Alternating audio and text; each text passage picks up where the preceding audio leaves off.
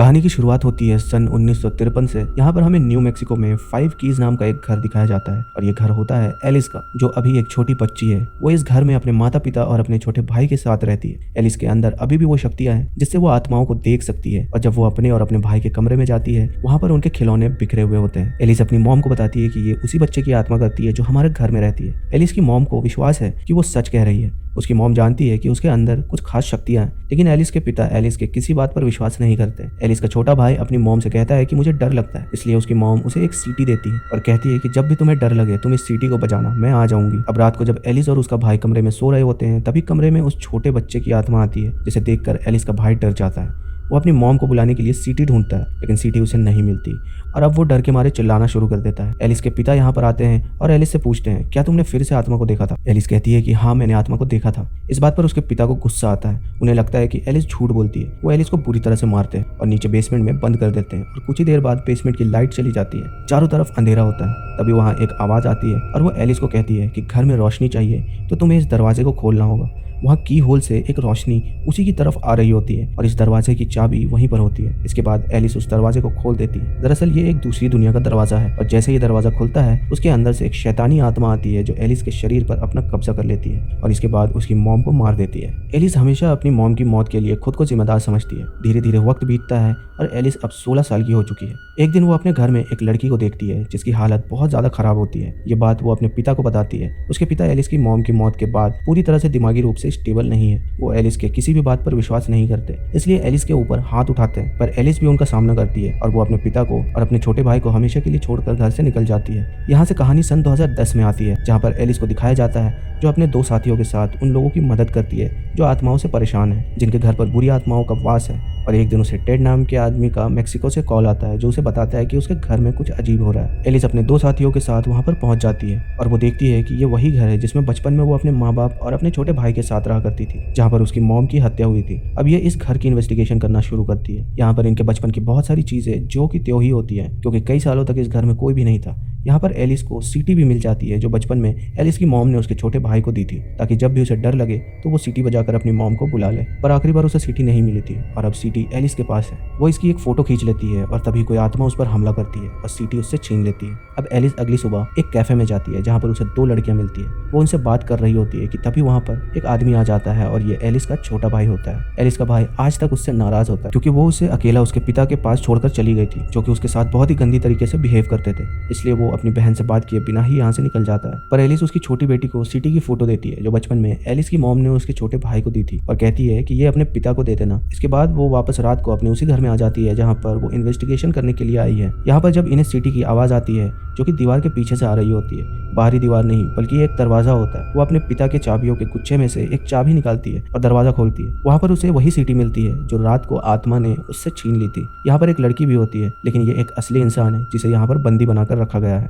दरअसल जो आत्माएं एलिस को और उसके साथियों को यहाँ तक लाई थी वो एक अच्छी आत्मा थी, क्योंकि वो इस लड़की को बचाना चाहती थी। पर इससे पहले कि ये कुछ समझ पाते, इस घर का ओनर जिसका नाम टेड है वो यहाँ पर पहुंच जाता है और इन पर गन तान देता है। दरअसल बचपन में एलिस ने जिस दरवाजे को खोला था उसके अंदर से एक शैतानी आत्मा निकली थी और उस शैतानी आत्मा का वास टेड के ऊपर होता है, इसलिए उसने इस लड़की को बंदी बनाकर बेसमेंट में रखा था। पर इससे पहले कि वो इन सबको यहाँ पर बंदी बनाकर रखता, एलिस का यहाँ पर दूसरा साथी आ जाता है जो टेड को मार देता है। एलिस पुलिस स्टेशन जाती है जहाँ पर उसे पता चलता है कि जो लड़की बेसमेंट में बंदी थी उसे पुलिस 4 महीने से ढूंढ रही थी। वही एलिस के भाई को दिखाया जाता है जो अपनी दोनों बेटियों के साथ उस घर में पहुंच जाता है जहाँ पर वो बचपन में रहा करता था। दरअसल वो वहाँ पर सीटी ढूंढने के लिए आया है क्योंकि वो उसकी मॉम की एक निशानी है। उसकी बड़ी बेटी नीचे बेसमेंट में चली जाती है और तभी एक शैतानी आत्मा उस पर हमला करती है और उसकी आत्मा को आत्माओं की दुनिया में कैद कर देती है, जिसे द फर्दर कहा जाता है, जिस वजह से इंसानों की दुनिया में वो कोमा में चली जाती है। अब एलिस भी यहाँ पर आ जाती है और उसे समझ में आ गया है कि अगर उसे अपने भाई की छोटे बेटी को बचाना है तो उसे कुछ न कुछ करना होगा। वो घर की तलाशी लेती है जहाँ पर उसे बहुत सारी लड़कियों का सामान मिलता है। दरअसल आज से कई साल पहले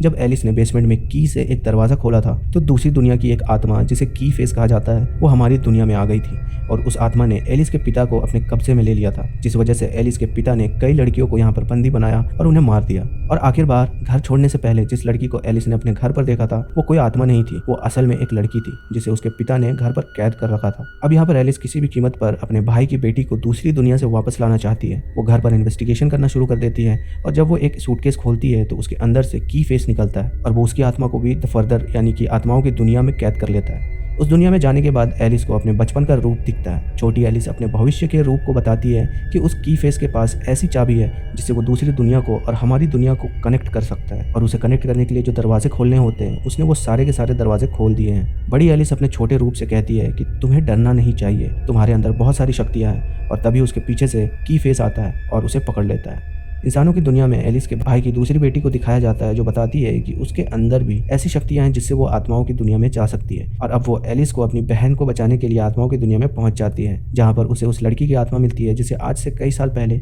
एलिस के पिता ने कैद किया था, जिसे एलिस ने एक आत्मा समझ लिया था। और वो एलिस के भाई की बेटी को बताती है कि तुम्हें इस दरवाजे के पीछे जाना होगा और मैं तुम्हारे साथ नहीं आ पाऊंगी क्योंकि वो मुझे दोबारा से कैद कर लेगा। एलिस के भाई की बेटी दरवाजे की दूसरी तरफ जाती है जहाँ पर बहुत सारे सेल्स होते हैं। वहीं हमें एलिस को दिखाया जाता है जो उन्हीं सेल्स में से एक सेल के अंदर होती है। तभी वहाँ पर की फेस आता है और वो दूसरी सेल का दरवाजा खोलता है जिसके अंदर से एलिस के पिता आते हैं। एलिस अपने पिता से नफरत करती है क्योंकि बचपन में वो उसे बहुत मारा करते थे। की फेस एलिस को एक स्टिक देता है और कहता है कि तुम अपना बदला ले सकती हो। एलिस अपने पिता को उसी तरह से मारना शुरू कर देती है जिस तरह से वो उसे मारा करते थे, और जब वो ऐसा करती है तो की फेस को ताकत मिलती है क्योंकि इंसानों की नफरत से की फेस और भी ताकतवर होता है। अब यहाँ पर एलिस के भाई की बेटी आ जाती है और वो एलिस को ऐसा करने से मना करती है। एलिस भी समझ जाती है कि शैतान यानी कि की फेस उसके दिमाग से खेलने की कोशिश कर रहा है, इसलिए वो उस स्टिक को तोड़ देती है और अपनी ताकत से दरवाजा खोलकर बाहर आ जाती है। वो देखती है कि की फेस ने उसके भाई की दोनों बेटियों की आत्माओं को बंदी बना रखा है। वो उसके साथ एक सौदा करती है। वो कहती है कि तुम इन दोनों को जाने दो, इनके बदले मुझे ले लो, और इसके बाद की फेस उसे मारना शुरू कर देता है। साथ ही वो एलिस के भाई की बड़ी बेटी को, जिसे उसने पहले बंदी बनाया था, उसे भी मार रहा होता है। लेकिन अब एलिस के पिता एलिस को बचाने के लिए उसके सामने आ जाते हैं। वो शैतान से यानी कि की फेस से लड़ते हैं, पर की फेस बहुत ताकतवर है,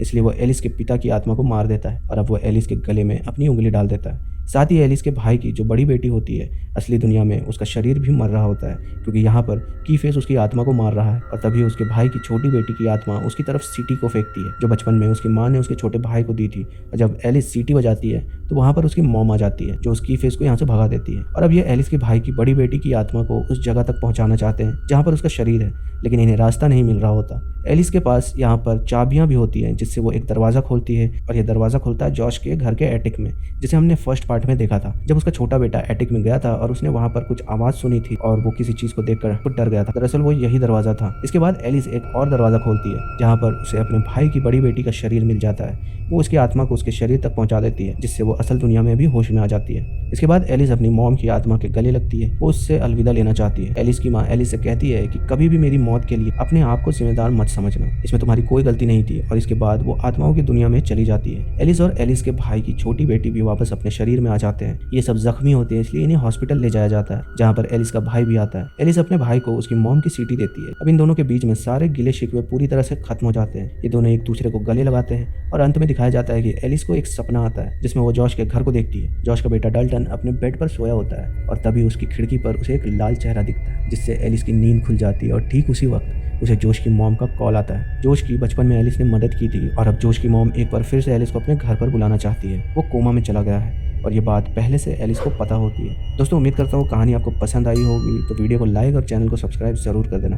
मैं मिलता हूँ आपको अगली वीडियो में, तब तक के लिए बाय।